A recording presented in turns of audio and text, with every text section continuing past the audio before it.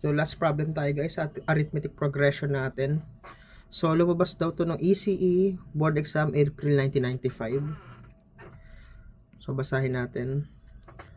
A besieged fortress is held by 5,700 men who have provision for 66 days. If the garrison loses 20 men each day, for how many days can the provision hold out? So, paano ba ito sinusolve? Ganun pa rin naman, gagamit pa rin tayo ng mga formula for arithmetic progression. Kaso, ang kailangan nating malaman, alin ba dito yung A1, alin ba dito yung AN, and something like that. So, pag nakita kayo ito ng ganitong problem, guys, ipag-multiply nyo agad itong, hanapin nyo agad yung man days. Kapag may given na ganito, hanapin nyo agad yung man days. At siya na yung SN nyo. Sum of all terms nyo. So, yung SN kasi siya yung number of days, total number of days.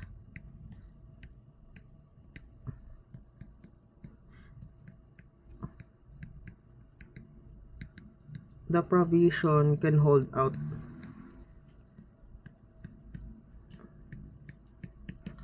So, siya yung 5,700 times 66.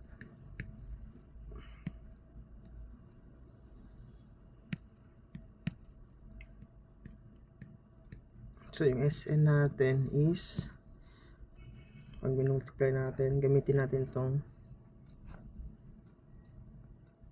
calculate natin.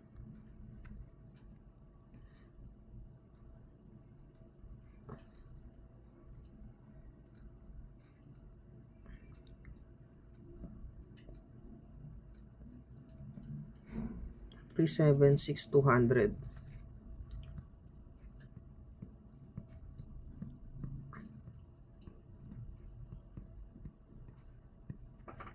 Okay. Next. Ang ginagawa ko, pag may nakita ko ng ganitong problem, gawa kayo ng table. Base dun sa given. Ano? Di ba meron tayong days? Tapos, itong number ng Mondays. Kunwari sa day 1, ano pa yung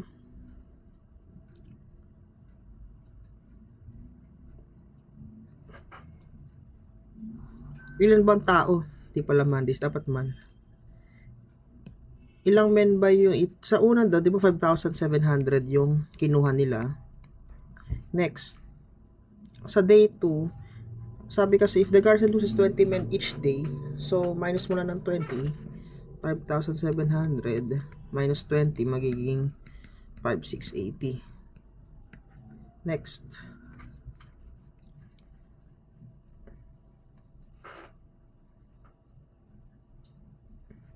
sa day 3, yung 5,680 mo, minusan mo ulit ng 20 kasi 20,000 na lalagas kada araw, magiging 5,660. And so on and so forth. So, magiging common difference mo pala is, pag pinag-minus mo to, negative 20. Isama nyo guys yung negative sign kasi ini-indicate yung negative sign na nababawasan. For example, dito, nababawasan yung tao. Okay?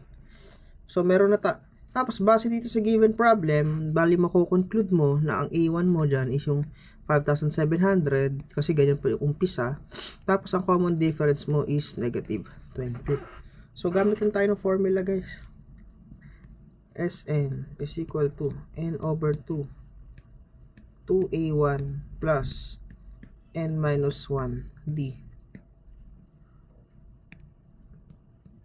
Substitute lang natin yung manahanap natin ano. So, magiging 376,200. Hinahanap dito yung n, number of days na tatagal yung provision. 2. A1, 5,700 plus n minus 1. Common difference, negative 20. D. So, yan na yung magiging substitution natin. So, simplifying, magiging 7, ano natin, 376,200 times 2. So, 752,400 is equal to 2 times 5, 7.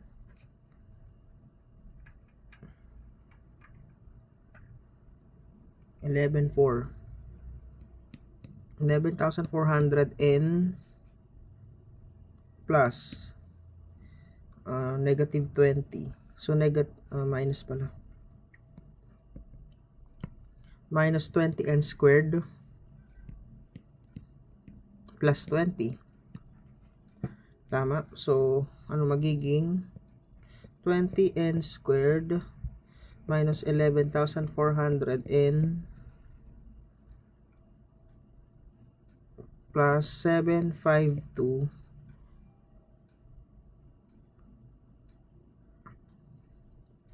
plus minus 20 plus 20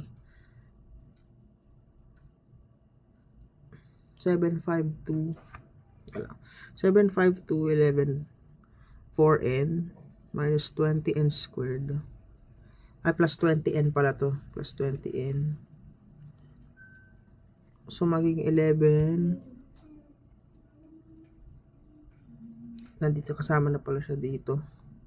So purahin na natin to. Ayan, ganyan.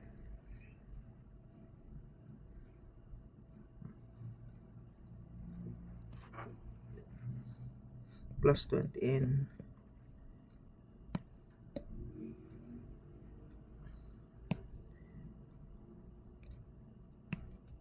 So magiging 11 420n plus 752 400 equals sa 0. So nakabuo tayo ng quadratic equation. So paano ba natin sinasolve yung quadratic equation? Pwede ka mag-quadratic formula o pwede ka gumamit ng calculator. So gamit ka lang tapos equation. So 20 minus 11 420 752 400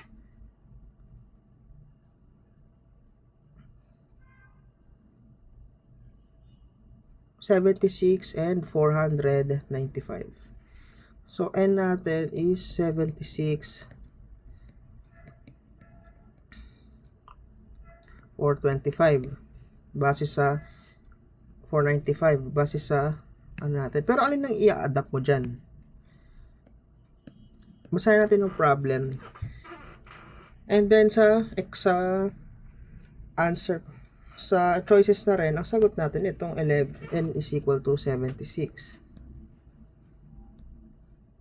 Yan yung number of days. So tatagal yung provision. Pero pag kunwari wala yung pagpipilian, ano pipiliin mo dun sa dalawa? Depende dun sa problem. Kasi sabi nga dito, ang provision mo 66 days lang eh. So matik na hindi mo to pwedeng gamitin kasi sumobra pa pala na sumobra. Hindi ba?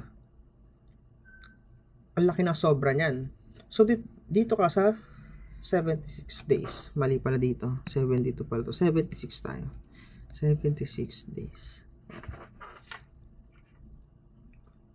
So, ganyan ang application ng arithmetic progression sa worded problems. So, and guys, for more engineering contents and solve problems, guys, don't forget to like and subscribe and click the bell button para updated tayo sa mga future posts natin. So, and guys, padayon, engineers.